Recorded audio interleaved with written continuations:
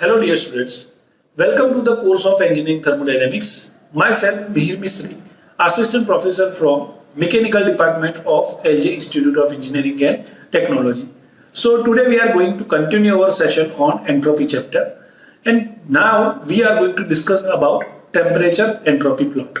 So temperature entropy plot is nothing but basically plotting the temperature versus entropy and various processes on that particular graph. So we know that for reversible heat transfer, we can write the entropy as ds is equal to dq reversible divided by t, right? So if we make dq reversible as the subject, so that will be equivalent to t into ds. Now, if we will integrate this equation, then we will get the heat transfer, reversible heat transfer is equal to integration from initial to final stage TdS. So here you can see in the diagram, if you plot this thing, then on the y-axis we will have temperature, on the x-axis we will have entropy, so that is TS diagram, and on the TS diagram process I to F, that is represented as reversible process, and the dotted line process is represented as irreversible process. So the area under the reversible process will give us the heat transfer during that particular process. So that is equivalent to integration of T ds from I to F.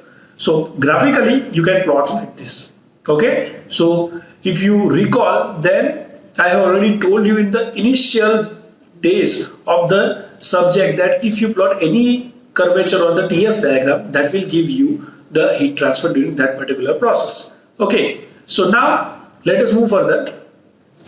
Now if reversible isothermal process is that, okay, reversible isothermal means what? Temperature will remain constant, right? So if temperature is remaining constant, then you can take it as constant from the integration sign. So you can write Q reversible is equal to T integration from I to F ds. So that is equivalent to T into Sf minus Si. So that is true for any reversible isothermal process. So during the derivation of Carnot cycle, we have observed this thing, that is T into delta S. Okay. Now further, if you plot it graphically, then you can see that temperature is constant on the TS diagram. It will represent a horizontal line.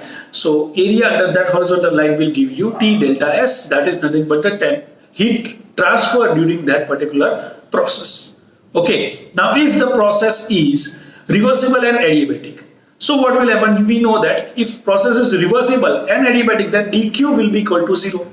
So here, if dq is equal to 0, that means ds is equal to 0. And if ds is equal to 0, ds means what? Change in entropy, because ds is equal to dq reversible by t. So here dq reversible numerator is 0. So that means your ds, that is change in entropy, will be 0. If change in entropy is 0, then your entropy is equal to constant. And that is why reversible adiabatic process is also known as isentropic process. I have already told you many times that reversible adiabatic process is also known as isentropic. So this is the reason. And if you plot it on the TS plot, then it will represent a vertical straight line wherein your entropy will remain constant, though the temperature will get changed. Okay, so I hope you are clear up to this point. Now let us move further. Inequality of Clausius, very important and interesting theory. Let us discuss the theory. So as you can see, we will consider the TS diagram as shown on the screen, and on the TS diagram we will consider a cycle that is A, B, C, D. Here the process A to B may be a reversible or irreversible process. It is a general process, but processes B, C, C, D and DA, all these three remaining processes are reversible. Remember that, students. Okay, so that AB is general process, or it might be reversible or irreversible according to our requirement. So that is why you can observe that there are two lines drawn. One is complete line and other is dotted line. Dotted one obviously represents irreversible cycle, okay, or irreversible process. Okay, so now here what we are doing, we are dividing this whole cycle ABCD into elementary small cycles. And you know that by dividing elementary small cycles, what we are doing in the previous session we have already discussed, we will draw reversible adiabatics parallel to each other, and we will cut the two reversible adiabatic with a reversible isotherm, right? So you can see that at the top section and bottom section we are cutting that, right? So here initially we will consider the very first two strips, right? And for any one of this cycle, the efficiency can be written eta is equal to 1 minus dq2 by dq. Here students, if you observe the diagram, then as per the diagram, the dq is nothing but the heat added at temperature T or constant temperature T, and dq2 is nothing but the heat rejected at constant temperature T2 for the very first elementary cycle. Okay, so now here what we can write is this is for any cycle. So that is how this efficiency can be written, right? So eta is equal to 1 minus dq2 divided by dq. Okay, now efficiency of the general cycle or irreversible cycle will be always less than the efficiency of reversible cycle. That you can appreciate because we have already proved that in Carnot theorem and corollary of Carnot theorem, that if you have same source and same temperatures, then the reversible cycle will have the highest efficiency compared to the irreversible cycle. So here we can write that 1 minus dq2 divided by dq will be less than equal to 1 minus dq2 divided by dq for reversible. So here you can appreciate that irreversible cycle efficiency is less than the reversible cycle efficiency. Sir, how this equation is written?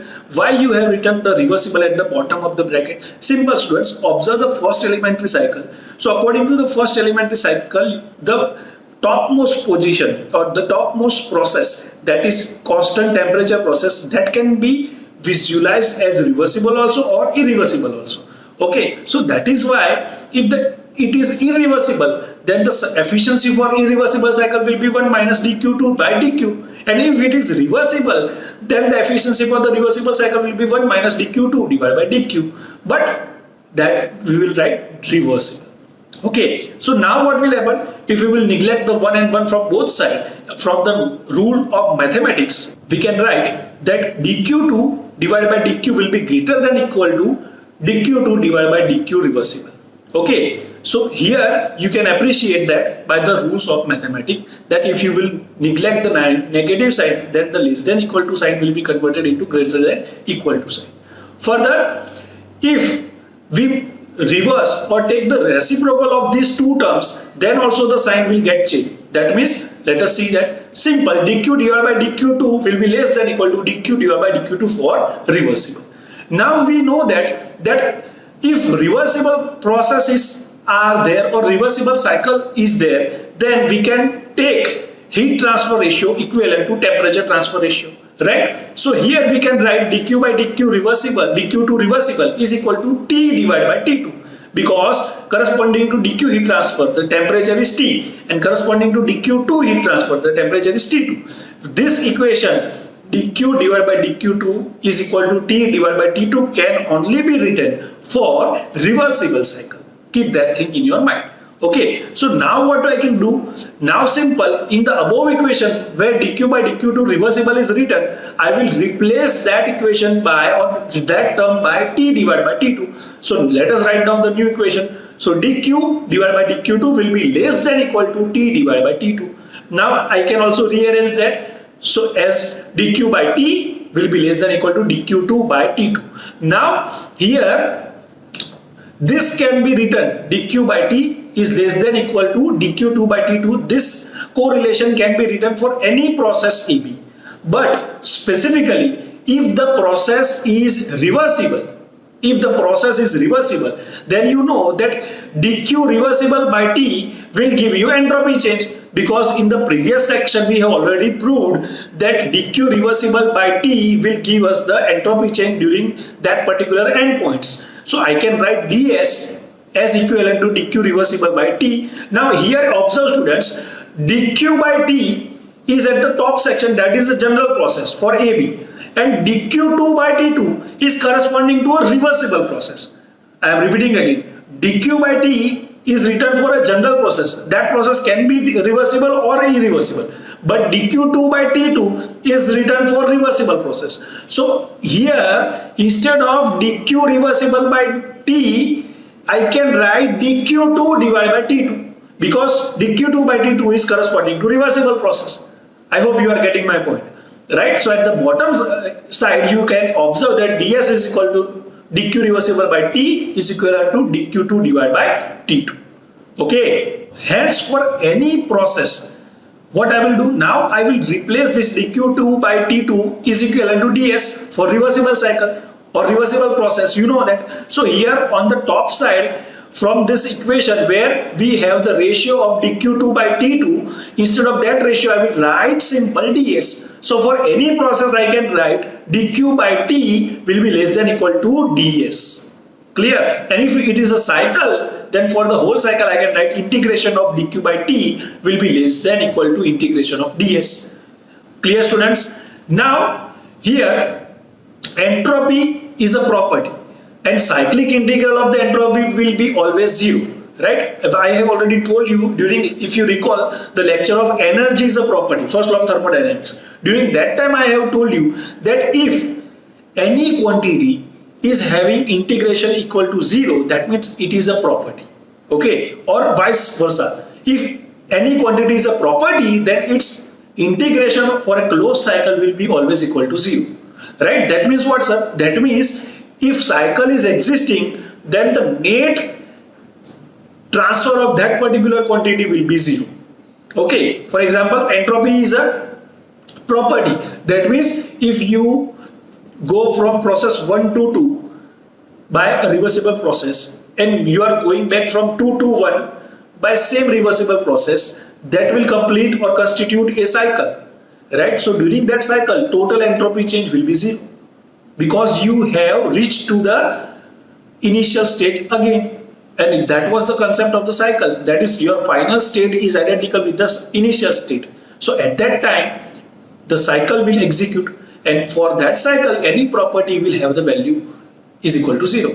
So here what I want to say and convey is that instead of ds reversible I can write 0. So if I will write 0, then the equation will be integration of dq by t will be less than equal to 0, and that is true for any process, and that is the famous inequality of Clausius or Clausius inequality.